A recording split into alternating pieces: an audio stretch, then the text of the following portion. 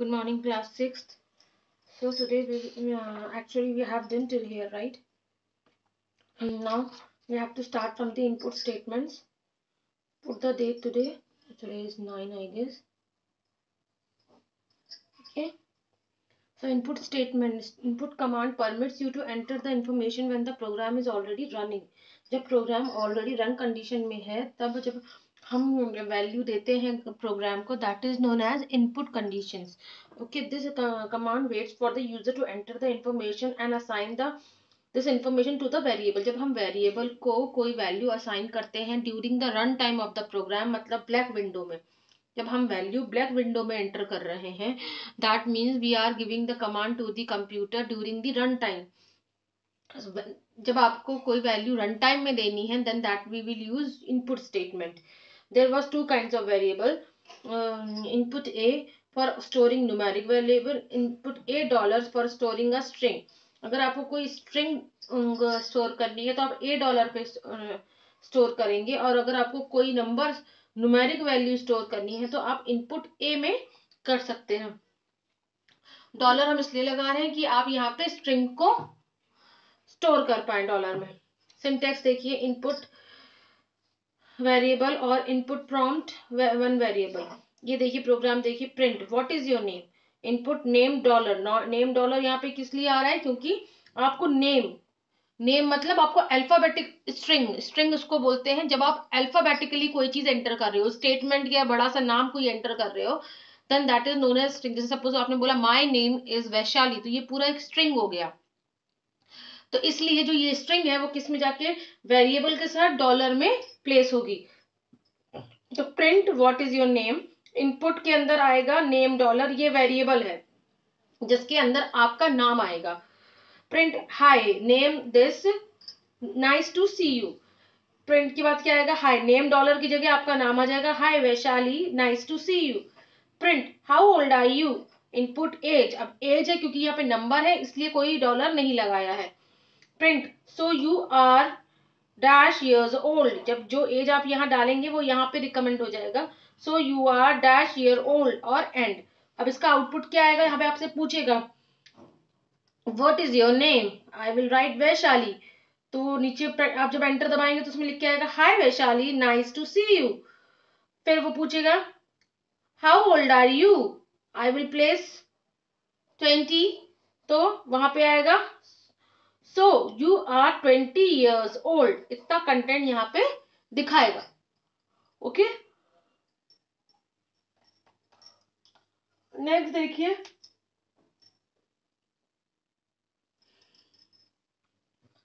RAM statement.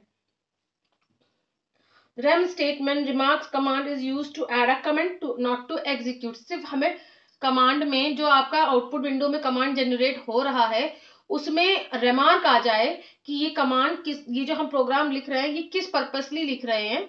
तो उसके लिए हमें रेम स्टेटमेंट यूज करते हैं. सिंपल एक पर्टिकुलर उसको रन नहीं करते, वो सिर्फ एक रिमार्क की तरह आपकी आउटपुट विंडो में जनरेट होगा. RAM comments or comments. RAM program is very simple. CLS. Print the Q basic station. क्या आएगा प्रिंट के साथ, हम क्या प्रिंट कराना चाह रहे हैं, the Q basic station. RAM the end.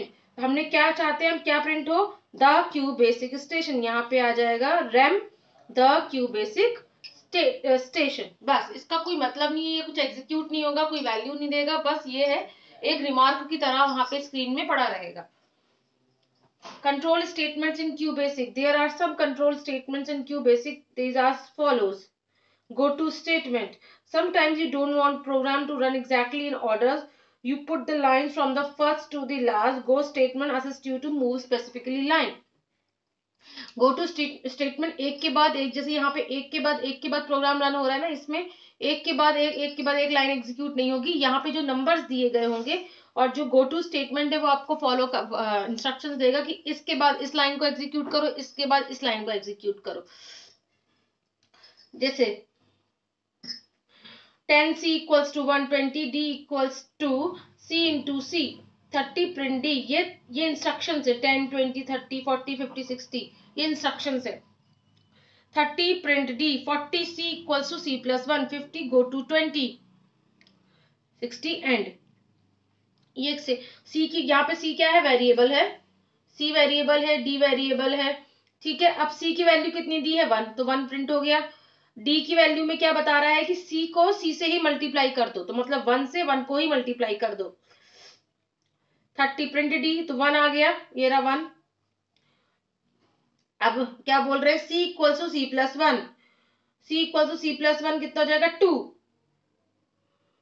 जब ये 2 हो गया, सी इक्वल टू सी प्लस 1, ये 2 हो गया, तो यहाँ पे बोला गया कि गो टू 20, 20 का है, गो टू 20 मतलब ये रहा 20 वाला लाइन, स्टेटमेंट कौन सा 20 ये है, मतलब सी की वैल्यू अब कितनी हो गई है 20, तो 20 सॉरी सी की वैल्यू कितनी हो गई है 2।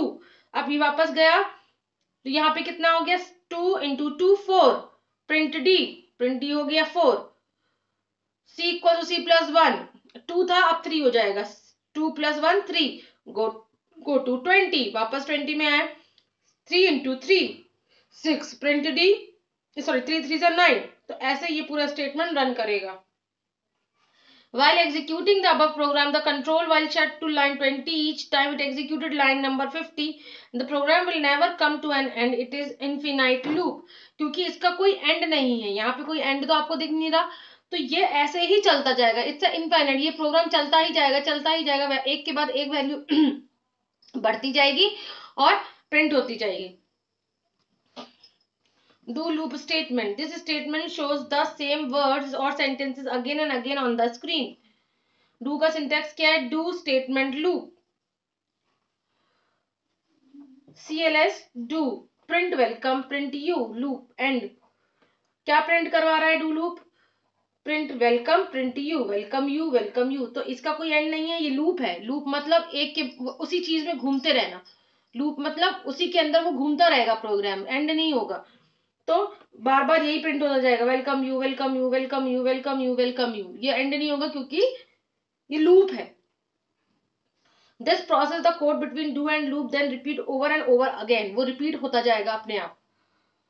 If then statement, if then statement if then statement is used to make decisions on the basis of comparisons, if then statement is used to make decisions on the basis of comparisons, syntax if condition then statement, if के बाद condition लगाई जाएगी और then statement, CLS number equal to 46, कितना number लिया है हमने यहाँ पे, नंबर के अंदर कौन सा वेरिएबल के अंदर कौन सा नंबर स्टोर कराया है 46, इनपुट एंटर अ नंबर, यहाँ पे यूजर अपना नंबर पुट करेगा। If user is equals to number then print, अच्छा अगर यूजर इक्वल्स टू, यहाँ ये जो यूजर है अगर ये नंबर के बराबर है, if user is equals to number then print the number match, if user is less than और greater than number then print the number are different, और एंड। देखिए कैसे रन करेगा क्लास। पहले क्या है कि नंबर की वैल्यू कितनी दी हुई है 46, तो यहाँ पे ऊपर 46 नंबर है। अब इसमें ये बोल रहा है जो यूजर नंबर डाल रहा है रन टाइम पे, जो यूजर नंबर डाल रहा है, अगर यूजर नंबर दे रहा है 40, अगर आपने एंटर किया 40, तो प्रिंट करिए कि नंबर डज नॉट मैच, ये लिख के आएगा अगर आपने ये नंबर डाला, और अगर आपने डाला 46 तो लिख के आएगा नंबर, लिख के आएगा द नंबर मैच, लिख के आएगा द नंबर मैच। तो बस यही है, जो भी नंबर आप डालेंगे वो इससे कंपेयर करेगा 46 से। जब कंपैरिजन होता है तब इफ और देन स्टेटमेंट का यूज किया जाता है। अगर यहाँ पे यूजर ने डाला 40 तो लिख के आएगा नंबर डज नॉट मैच, अगर 46 डाला तो लिख के आएगा the number match. If then else statement, if then else is used to make decisions depending upon the specified conditions or comparisons, if command check if an argument involving a variable is true, statement specified after then is executed, अगर condition true है तो ही वो आपकी statement को execute करेगा।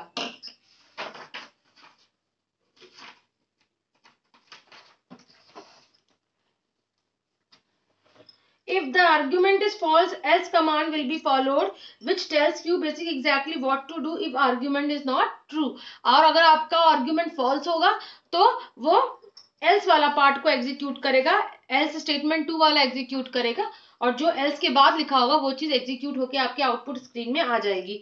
Suppose CLS input enter a number को enter किया गया. ठीक है, सपोज यहाँ पे एंटर अ नंबर आया. एंटर अ नंबर हमने कितना किया 5. If number is less than 100, 5 is less than 100, then print your number was less than 100. तो आपको क्या लिख के आएगा, your number was less than 100, क्योंकि हमने तो 5 प्रिंट किया है ना. Else print your number was greater than 100, greater than equals to 100. अगर ये कंडीशन ट्रू हो रही है, अगर हमारी कंडीशन यहाँ पे ट्रू हो गई तो ये चीज प्रिंट ही नहीं होगी. ठीक है, और ये सब कुछ एल्स वाला पार्ट एग्जीक्यूट ही नहीं होगा और यहाँ एंड हो जाएगा प्रोग्राम. अगर मैंने 100 के लेस देन नंबर प्रिंट किया, नंबर डाला है, सपोज मैंने 99 डाला है, तो लिख के आएगा your number was less than 100, और यहीं पे प्रोग्राम टर्मिनेट हो जाएगा, बंद हो जाएगा. लेकिन अगर मैंने डाल दिया 426, अगर मैंने डाला 426, तो 426 तो लेस देन 100 नहीं है, तो फिर वो एल्स, यहाँ पे हमारी कंडीशन फॉल्स हो गई, यहाँ पे हमारी कंडीशन फॉल्स होगी, तो फिर वो एल्स वाला एग्जीक्यूट करेगा. अब एल्स में क्या लिखा है, your number was greater than equals to 100, तो ग्रेटर देन हो जाएगा. जो आपका 426 मैंने एंटर किया तो लिख के आएगा your number is greater than 100, और वहां पे फिर प्रोग्राम बंद हो जाएगा. ठीक है, so here we have done with this exercise chapter. Now we will do with the question answers. पहले मैं आपको करवा देती हूँ. Write the function of the input statement. ये देखिए यहाँ पे थोड़ा सा चेंज है. Write the function of input statement with syntax and give example. ठीक है, ये पूरा क्वेश्चन है. Write the function of the input statement with syntax and example. तो इसका आंसर नंबर 1 क्या होगा,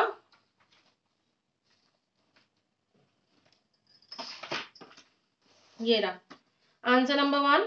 ठीक है, आपको इसमें input command permits you to enter information when the program was already running. This command waits for the user to enter information and then assigns the information to the variable. ये पूरा यहीं तक लिखना है आपको, ये पूरा ही लिखना है आंसर 1. आपको ये प्रोग्राम भी लिखना है और इसके बाद ये सिंटैक्स भी लिखना है. ये पूरा आंसर 1 है यहाँ तक. Okay class.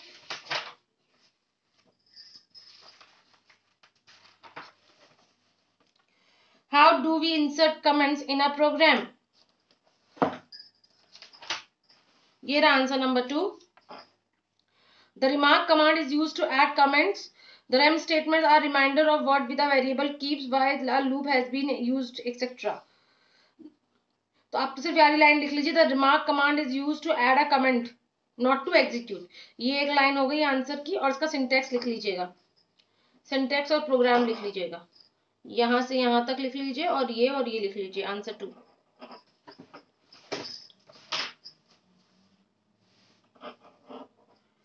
Right a program to solve it 35 + 41. इसके लिए आपको प्रोग्राम लिखना है. मैं आपको लिख के बता दूंगी. Accept 2 numbers then display their product. ठीक है, what is the function of the REM statement.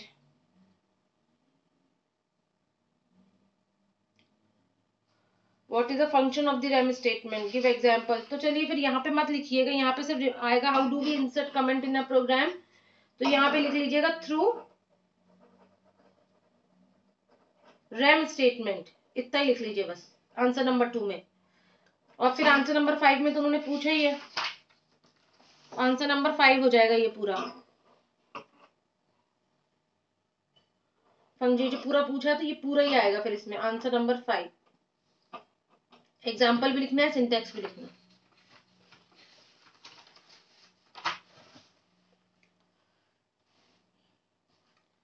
Answer 6. Define print statement with different options. ये है आंसर 6.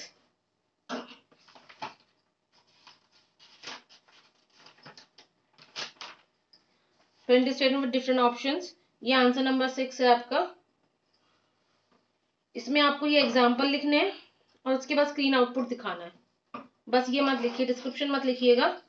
इसमें आप ये लिख लीजिए, ये लिख लीजिए, ये लिख लीजिए, ये वाले छोटे छोटे वाले लिख लीजिए आप.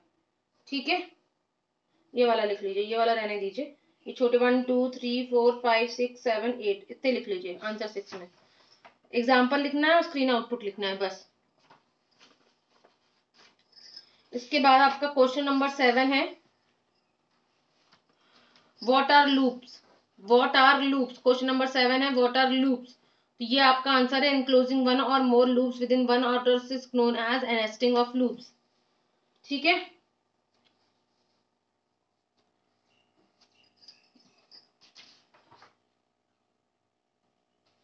और इसके अलावा आपको गो टू स्टेटमेंट का एग्जाम्पल लिखना है, गो टू स्टेटमेंट का लिखना है, डू लूप का लिखना है, और इफ देन स्टेटमेंट का और इफ देन एल्स स्टेटमेंट, चारों प्रोग्राम आपको कॉपी में लिखने हैं।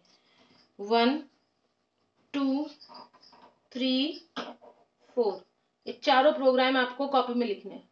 Is that clear class 6?